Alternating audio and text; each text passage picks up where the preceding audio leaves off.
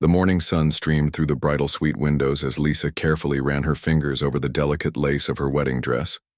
She had dreamed of this moment for 12 years, ever since the car accident that took her sight when she was just 16. Back then, lying in that hospital bed with bandages covering her eyes, she never imagined she would find love, let alone be preparing for her wedding day.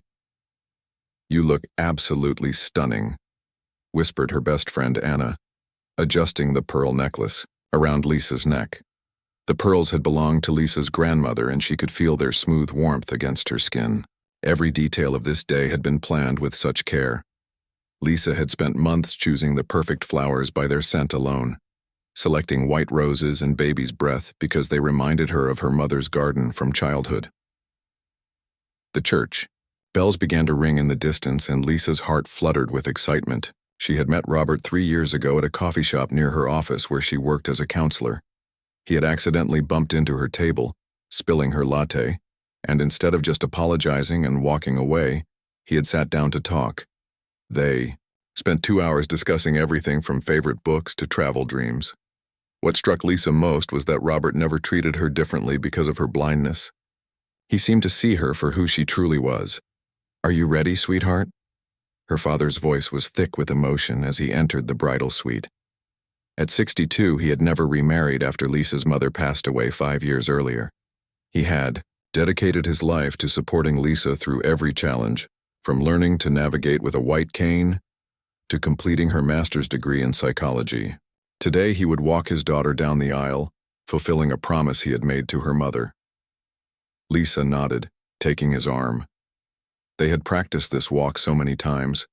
She knew exactly how many steps it would take, where to pause, and when to turn.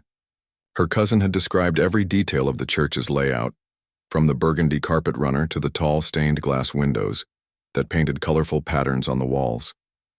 As they approached the church entrance, Lisa could hear the gentle murmur of conversation from inside. 200 guests had gathered to celebrate this special day. Robert's business partners, colleagues from her counseling practice, childhood friends, and family members from both sides filled the wooden pews. The organist began playing Canon in D, the piece Lisa had chosen because it reminded her of hope and new beginnings. The heavy wooden doors opened, and a hush fell over the congregation. Lisa felt the familiar rush of being the center of attention, something she had grown comfortable with over the years through her work as a public speaker for disability awareness groups. She had given presentations to hundreds of people, sharing her story of resilience and adaptation. Today felt different, though. Today was about love and commitment, not advocacy. Step by step, she and her father made their way down the aisle. Lisa could smell the floral arrangements they had carefully selected, hear the rustle of dresses as guests turned to watch her approach, and feel the warmth of the afternoon sunlight streaming through those beautiful windows Anna had described. Everything was perfect. At the front of the church stood Robert, wearing the navy blue suit they had chosen together. Lisa couldn't see him, but she could picture his warm brown eyes and gentle smile. She knew he would be adjusting his tie nervously, a habit she had grown to find endearing. Behind him stood his best man, his brother from California who had flown in specially for the wedding. The church was decorated exactly as Lisa had envisioned. White and cream flowers adorned every pew, their fragrance creating an atmosphere of pure romance. Candles flickered on stands throughout the sanctuary, their soft light creating the intimate ambiance she had hoped for. Her wedding planner had executed every detail perfectly, from the program written in both print and braille to the special music selections that held meaning for the couple. As they reached the halfway point of their walk, Lisa heard something that made her steps falter slightly. It was Robert's voice, but he wasn't speaking to her. He was talking to his best man in what he clearly thought was a whisper, but the church's acoustics carried his words clearly through the silent sanctuary. "I still can't believe I'm going through with this." Robert's voice reached not just Lisa's ears, but seemingly everyone in the first several rows. "My business partners think I'm making a huge mistake. How is it going to look when I bring my wife to company events? A blind woman hanging on my arm?" Lisa's heart began to race, but she forced herself to keep walking. Surely she had misheard. Surely Robert, The man who had told her countless times that her blindness made no difference to him couldn't be saying these things on their wedding day. But his voice continued, growing more careless about volume as his anxiety seemed to overtake his judgment. My mother was right when she said this would hurt my career. Clients want to see successful, polished couples. They want to feel confident in their lawyer. What kind of confidence does it inspire when your wife can't even see the contracts she'd be signing? The church had fallen completely silent now. Even the organist had stopped playing, perhaps sensing the tension that was building. Lisa could feel the eyes of 200 guests on her, could practically hear their collective intake of breath as Robert's words reached them too. Some shifted uncomfortably in their seats while others leaned forward, unsure if they should be witnessing this private conversation that had become devastatingly public. Lisa's father squeezed her arm gently, silently asking if she wanted to stop, to turn around to escape this moment that was unraveling before them. But Lisa found herself frozen, unable to move forward or backward, as more of Robert's words reached her ears. At least the ceremony will be over soon, Robert continued, to his best man apparently oblivious to how his voice was carrying. Then we can get through the reception and hopefully people will forget about it. Maybe I can downplay it in business settings, not mention her condition unless I absolutely have to. Each word felt like a physical blow. This was the man who had proposed to her on a beach at sunset, telling her that she brought light into his world. The man who had spent hours reading to her, who had learned to cook her favorite meals, who had promised to love and honor her. Now, minutes before they were to exchange vows, she was discovering that he saw her as an embarrassment, a career liability, something to be hidden or downplayed. The wedding photographer, positioned near the altar, continued taking pictures, perhaps not understanding the gravity of what was unfolding. The flower girl, Robert's 6-year-old niece, stood at the front of the church holding her basket of rose petals, looking confused by the sudden stillness. Lisa realized that this moment would define not just her wedding day, but possibly the rest of her life. Everyone was watching, waiting to see what she would do. Would she pretend she hadn't heard? Would she collapse in tears? Would she run from the church in humiliation? As she stood there in her beautiful dress, surrounded by the flowers and candles, and all the symbols of the love story she thought she was living, Lisa felt something unexpected rising within her. Not just heartbreak, though that was certainly there. Not just embarrassment, though she felt that too. What she felt most strongly was a sudden, crystal-clear understanding of her own worth, and a determination that she would not allow this moment to diminish it. Time seemed to stop as Lisa stood frozen in the middle of the church aisle. Her father's arm trembled slightly under her hand, and she could feel his confusion and anger radiating through his tense muscles. The silence in the church was deafening. 200 guests sat motionless, some covering their mouths in shock, others looking down at their hands, unsure where to direct their eyes during this painful moment. Robert finally seemed to realize what had happened. She heard his sharp intake of breath, followed by hurried footsteps as he moved toward her. Lisa, his voice was urgent now, filled with panic rather than the casual cruelty of moments before. Lisa, sweetheart, I didn't mean for you to hear that. We can talk about this later. Let's just get through the ceremony first. The audacity of his words hit her like a slap. Get through the ceremony? As if his devastating confession about seeing her as a career embarrassment was just a minor hiccup in their perfect day. As if she should simply pretend she hadn't heard him dismiss their entire relationship as a mistake he was reluctantly going through with. Lisa turned her head toward his voice, and though she couldn't see his face, she could picture his expression perfectly. She had learned to read people through tone, breathing patterns, and the subtle sounds they made when they moved. Right now, Robert sounded exactly like her clients did when they got caught in a lie during counseling sessions. Desperate, calculating, looking for a way to minimize the damage. Talk about this later? Lisa's voice was steady, clearer than she had expected it to be. Robert, you just told your best man that marrying me is the biggest mistake of your life. You said I'm going to hurt your career. You called me a liability. Her words carried across the church, and she heard several people shift uncomfortably in their seats. Robert reached for her hand, But Lisa stepped back. "That's not what I meant," he insisted, his voice getting louder as his panic increased. "You're taking it out of context. I was just nervous saying stupid things. You know how much I care about you." Care about her? Lisa almost laughed at the absurdity of it. This was the man who had spent 3 years telling her she was perfect exactly as she was. The man who had gotten angry when others treated her differently because of her blindness. The man who had insisted that her disability was just one small part of who she was, not something that defined her. "Context?" Lisa repeated, her voice growing stronger. "The context is that you're about to marry me, while secretly believing I'm going to ruin your life. The context is that you've been lying to me for 3 years." She paused, feeling the weight of every eye in the church on her. "The context is that you see me as something to be ashamed of." Her father squeezed her arm gently, a silent offer of support. She could hear her best friend Anna crying softly in the front row, probably torn between wanting to comfort Lisa and wanting to punch Robert. The wedding photographer had stopped taking pictures entirely, and even the flower girl had wandered over to her mother, sensing that something was very wrong. Minister Johnson, who had known Lisa's family for years, cleared his throat uncertainly. "Perhaps we should take a moment," he suggested quietly. "Maybe step into the vestry to discuss this privately." But Lisa shook her head. "No," she said firmly.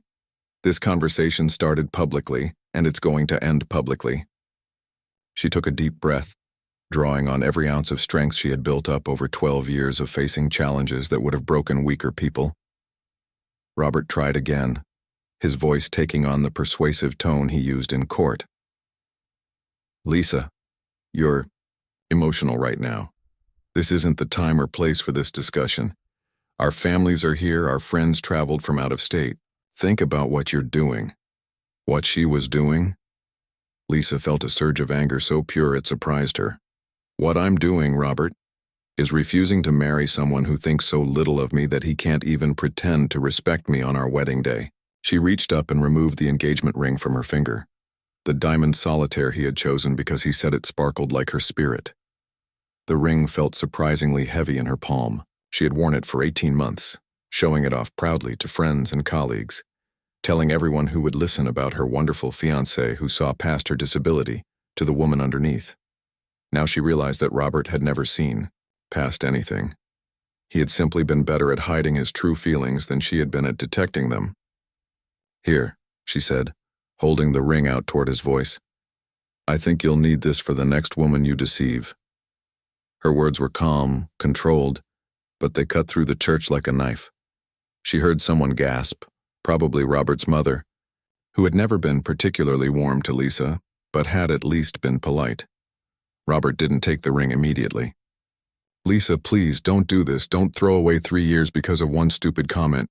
I love you. You know I love you." "Do you?" Lisa asked, and for the first time, her voice wavered slightly. "Because love doesn't sound like what I heard a few minutes ago. Love doesn't call the person you're about to marry a career mistake. Love doesn't worry about what other people will think of your partner's disability." She could hear crying now from multiple locations in the church. Her father made a small sound of pride mixed with heartbreak. Anna was openly sobbing. Even some of Robert's relatives seemed to be fighting back tears, perhaps finally understanding the magnitude of what had just happened. "I've spent 12 years proving to the world that being blind doesn't make me less than anyone else," Lisa continued, her voice growing stronger with each word. "I've built a successful career, maintained meaningful friendships, and lived independently. I've given speeches to thousands of people about overcoming adversity and refusing to let others' limitations define you." She paused, letting her words sink in. "But I never thought I'd have to prove my worth to the man who claimed to love me. I never thought I'd discover on my wedding day that the person I trusted most in the world saw me as something to be embarrassed about." Robert's breathing had become audible, quick and shallow. "It's not like that," he insisted, but his words sounded hollow even to him. "You're everything to me. You're brilliant and funny and beautiful. I worry sometimes about how others perceive us."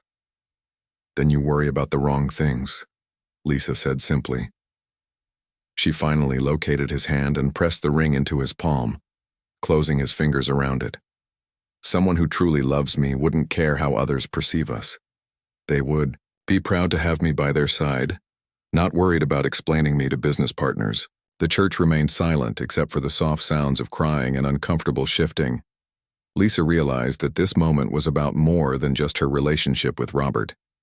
Everyone here was witnessing a woman choose her own dignity over social expectations, choose self-respect over the easier path of pretending everything was fine. Minister Johnson spoke softly. "Lisa, what would you like me to tell everyone?" Lisa turned toward the congregation, though she couldn't see their faces. She could feel their attention, their sympathy, their respect for how she was handling an impossible situation.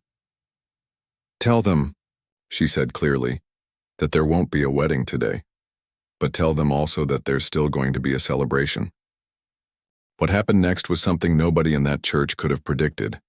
Instead of breaking down in tears or running away in shame, Lisa straightened her shoulders and turned to face the congregation. Her voice, when she spoke, was clear and strong, carrying to every corner of the church. "Friends and family," she began, and the simple greeting somehow commanded complete attention. "I know this isn't what any of us expected today. I certainly didn't expect to discover that the man I was about to marry sees me as an embarrassment to his career." A murmur rippled through the crowd, but Lisa continued without hesitation. "But you know what? Sometimes the worst moments in our lives show us exactly who we are and what we're worth. And I've just remembered that I'm worth a lot more than someone who would be ashamed to call me his wife." Her father stood beside her, his chest swelling with pride despite the heartbreak in his eyes. This was the daughter he had raised, the one who had faced every challenge with courage and grace, the one who had given her first speech to his Rotary Club at age 18, telling grown men and women about adapting to blindness with such wisdom that half of them had tears in their eyes. "I want to thank all of you for being here today," Lisa continued, her hand finding her father's arm for support. "Many of you traveled long distances, took time off work, bought new outfits, and cleared your schedules to celebrate what you thought would be my wedding day." She paused, and when she spoke again, there was something that sounded almost like joy in her voice. "Well, we're still going to celebrate." Anna looked up from the front pew, her mascara streaked but her eyes wide with curiosity. Robert's mother sat frozen, her mouth slightly open, clearly struggling to process what was happening. The minister stood behind the altar, his hands clasped, watching this unprecedented scene unfold. "The reception hall is paid for," Lisa announced. "The food is prepared, the band is set up, and the flowers are beautiful. I've been planning this day for months, and I'll be damned if I'm going to let it go to waste just because one person decided to show his true colors." She began walking toward the back of the church, her steps confident despite the emotional earthquake that had just shaken her world. She had walked this aisle in practice sessions, memorizing every step, every turn. Now she was using that preparation for a purpose she had never imagined. "I'm going to the reception," she declared, her voice carrying clearly through the church. "And I'm inviting all of you to join me, not to celebrate a marriage, but to celebrate something much more important. We're going to celebrate the fact that I just dodged the biggest bullet of my life." A nervous laugh escaped from someone in the middle of the church, and then another. Lisa smiled for the first time since Robert's devastating words had reached her ears. "That's right," she said, her tone growing lighter. "We're going to celebrate my freedom. We're going to celebrate the fact that I'm too good to settle for someone who sees me as a liability instead of a gift." As she reached the back of the church, Lisa turned once more to address the crowd. Robert stood at the altar looking lost and desperate, his best man beside him appearing equally confused about what to do. The flower girl had started picking up the rose petals she had dropped, as if somehow cleaning up the mess might restore order to the situation. "For those of you who don't know me well," Lisa said, "I lost my sight 12 years ago in a car accident. Since then, I've earned 2 degrees, built a successful counseling practice, learned to navigate the world independently, and yes, I've even learned to dance." She gestured toward the church. "I've given speeches to hundreds of people about overcoming adversity. Today I'm living proof of my own message."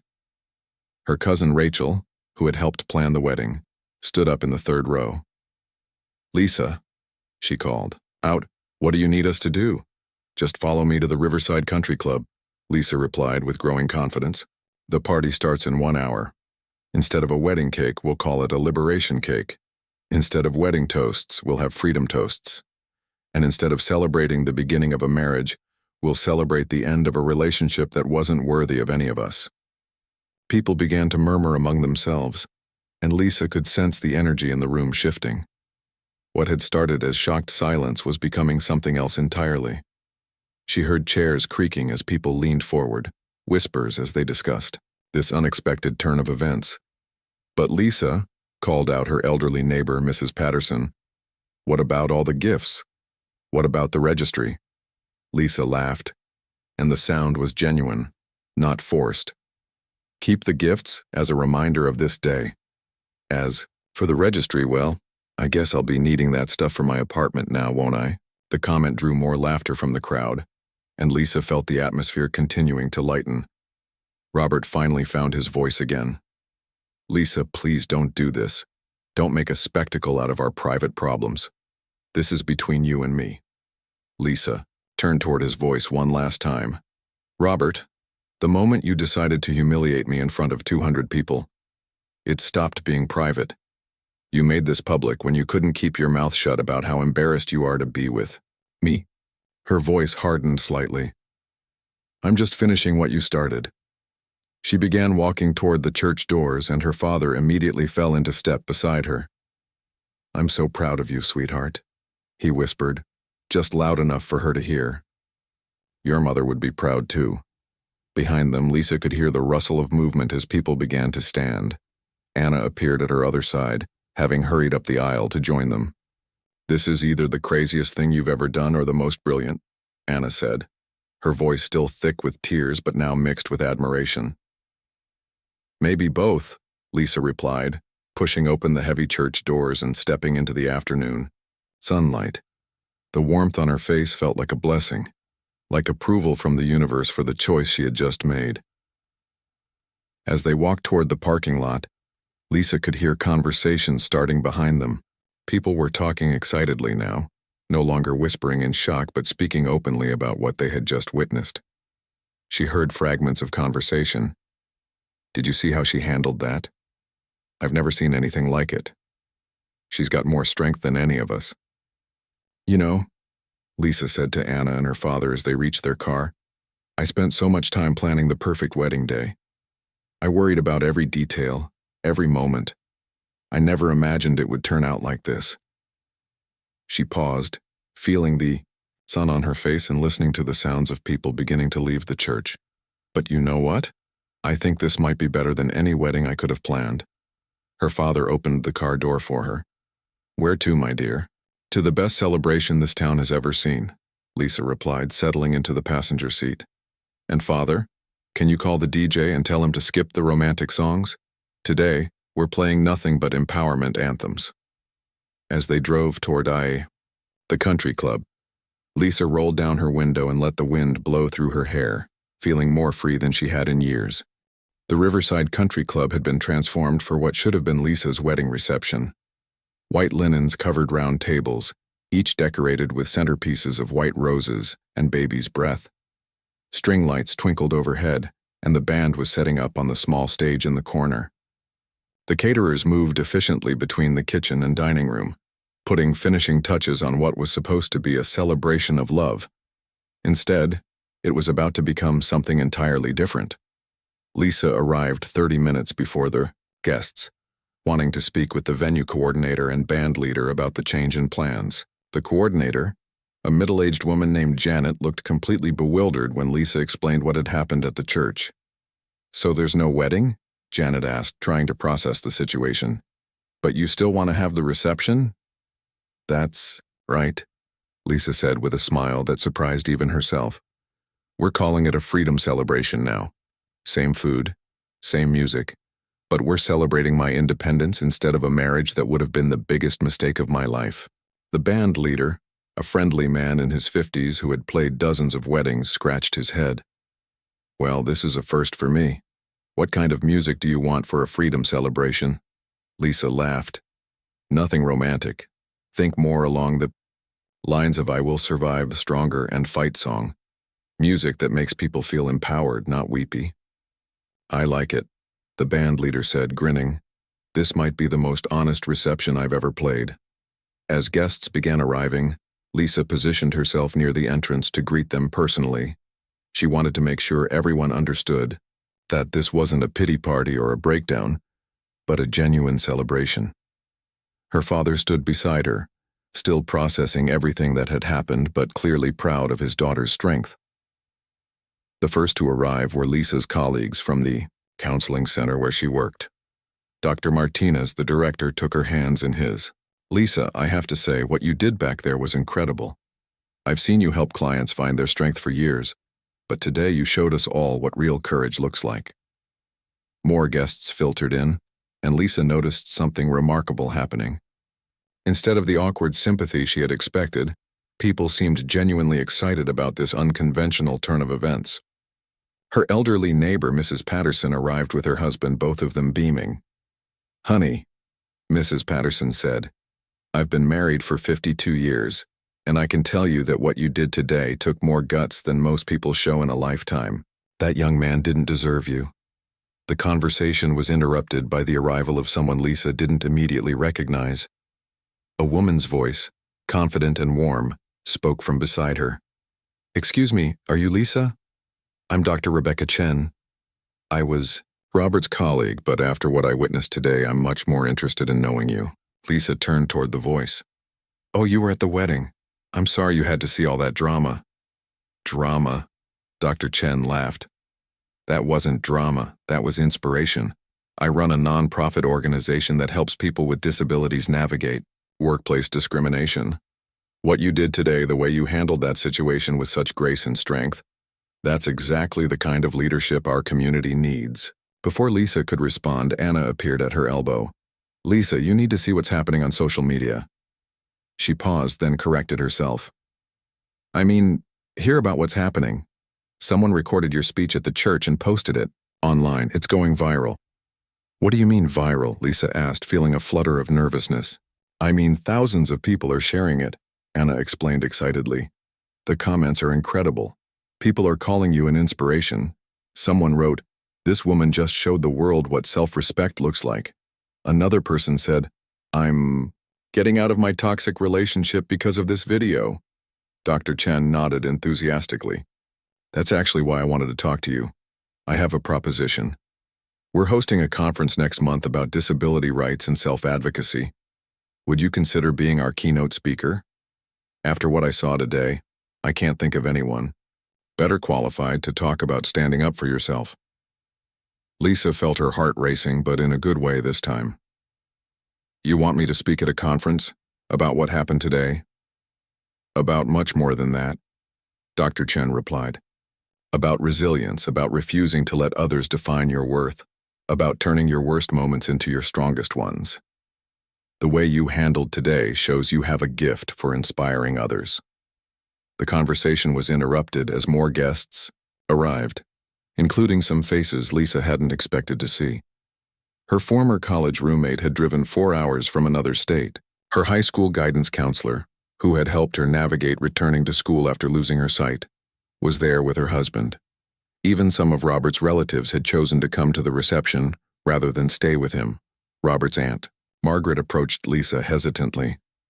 I hope it's okay that I'm here. I wanted to apologize for my nephew's behavior and tell you that what you did took incredible strength. I've been married to a man who was ashamed of me for 20 years, and I never had the courage to walk away.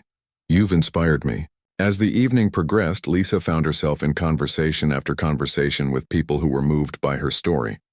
A local news reporter, who had attended as a family friend, asked if she could interview Lisa about the experience.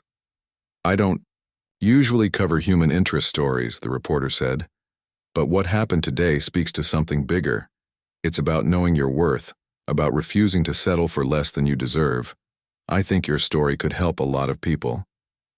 The band began playing, and instead of the romantic first dance Lisa had practiced with Robert, her father asked her to dance to What a Wonderful World.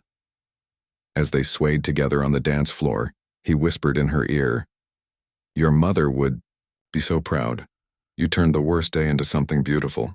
Other couples joined them on the dance floor, and Lisa noticed that the atmosphere was nothing like a typical wedding reception. There was more laughter, more genuine conversation, more connection between people. Without the pressure of wedding, traditions and expectations, everyone seemed more relaxed and authentic. During what would have been the toast portion of the evening, Anna stood up with a microphone. "I was supposed to give a maid of honor speech tonight about love and commitment. Instead, I want to talk about friendship and courage." She looked directly at Lisa. "Today, my best friend showed all of us what it means to value yourself. She showed us that sometimes the greatest act of love is refusing to accept anything less than you deserve." The applause was thunderous, and Lisa felt tears in her eyes for the first time all day. But these were different tears, tears of joy and gratitude rather than hurt and betrayal. As the evening wound down, Dr. Chen approached Lisa again. "Have you thought about my offer? The conference is in 6 weeks, and I think your message could reach thousands of people." Lisa smiled. "You know what? Yes, I'll do it. Today taught me that sometimes the most painful experiences become our greatest opportunities to help others." "There's something else," Dr. Chen added. "We're also looking for someone to join our board of directors, someone who understands both the challenges and the possibilities that come with navigating the world with a disability. Would you be interested?" Lisa felt her future shifting and expanding in ways she never could have imagined that morning when she was putting on her wedding dress. "I'd be very interested," she said. As guests began to leave, many stopped to hug Lisa and thank her for one of the most memorable evenings they'd ever experienced. Mrs. Patterson summed it up perfectly. "Honey, this was better than any wedding I've ever been to. You turned heartbreak into hope." 8 months later, Lisa stood backstage at the largest conference center in the city, listening to the hum of conversation from the audience of over 3,000 people. Her hands weren't shaking anymore when she prepared to speak publicly. After dozens of presentations, interviews, and appearances, she had found her rhythm as a speaker who could move people to action. "5 minutes, Lisa," the stage manager whispered. "The audience is incredible tonight. I've never seen people this excited for a keynote speech." Lisa smiled, adjusting the small microphone clipped to her navy blue blazer. This was her biggest speaking engagement yet, the annual National Leadership Summit, where business leaders, educators, and activists gathered to discuss creating positive change. The theme this year was turning crisis into opportunity, and Lisa had been chosen as the opening keynote speaker.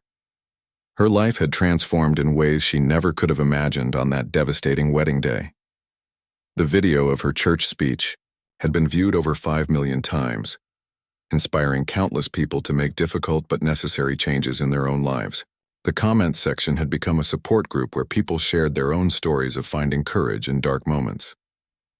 Dr. Chen's nonprofit had hired Lisa as their director of public outreach, a position that allowed her to travel the country speaking about disability rights and self-advocacy.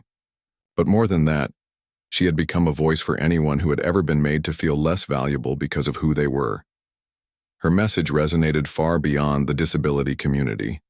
The most surprising development had been the book deal. A literary agent had reached out after seeing her story covered in national media, and Lisa had spent the past 6 months working on her memoir, Seeing Beyond the Veil: How My Worst Day Became My Best Beginning. The book was set to be released next month, with pre-orders already exceeding expectations. "Lisa, you're on," the stage manager said, and Lisa walked confidently toward the bright stage lights she couldn't see but could feel warming her face. The applause was immediate and thunderous. Lisa had learned to gauge audiences by their energy, and this crowd was electric with anticipation. She waited for the clapping to die down before beginning with the opening line she had perfected over months of telling her story. 8 months ago, I was supposed to be celebrating my first wedding anniversary right about now, she said, and the audience fell completely silent. Instead, I'm standing here talking to 3,000 strangers about the best thing that never happened to me. Laughter rippled through the crowd, and Lisa felt that familiar connection forming between speaker and audience. This was what she had discovered she was meant to do, help people see their own strength through sharing her story. That morning I woke up thinking I was about to marry the love of my life. By that evening I was hosting the most honest party I'd ever attended, celebrating my freedom from someone who saw me as a liability instead of a gift. She paused, letting the words sink in. Sometimes the universe has to shout pretty loud to get our attention. For the next 45 minutes, Lisa took the audience through her journey, from the devastating moment of discovery to the decision to transform humiliation into empowerment. She talked about the importance of knowing your worth, about refusing to accept treatment that diminishes your value, and about how our worst moments often become the foundation for our greatest achievements. I spent 12 years learning to navigate the world without sight, she continued, her voice growing stronger.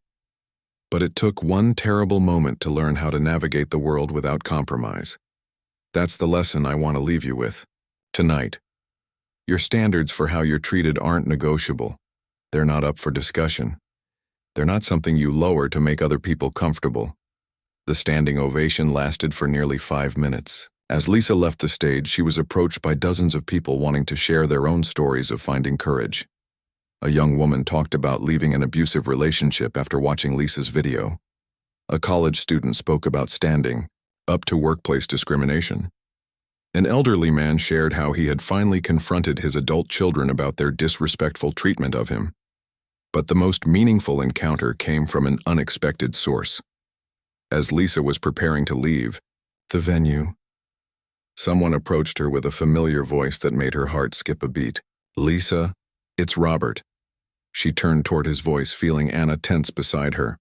Her best friend had become fiercely protective since the wedding incident, ready to step in whenever needed.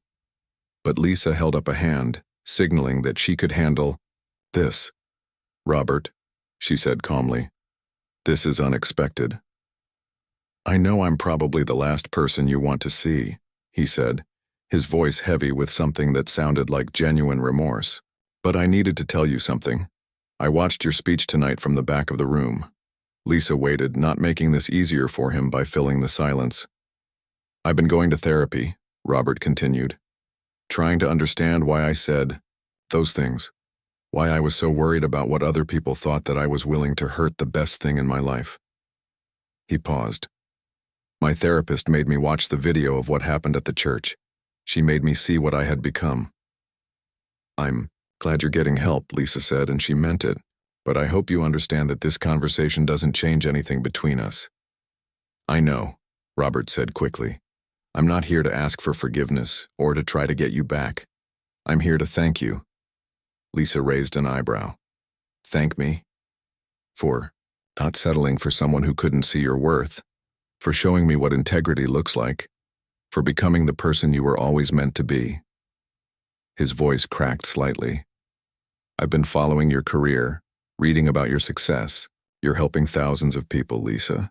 You never could have done that if you'd stayed with someone who tried to make you smaller." Anna squeezed Lisa's arm gently, a silent show of support. Lisa took a deep breath, feeling the weight of this unexpected closure. "You're right," she said finally. "I couldn't have become this version of myself in a relationship where I had to hide who I was. So in a strange way, thank you too. Thank you for showing me what I deserved by showing me what I didn't." Robert nodded, understanding that this was goodbye in every sense of the word.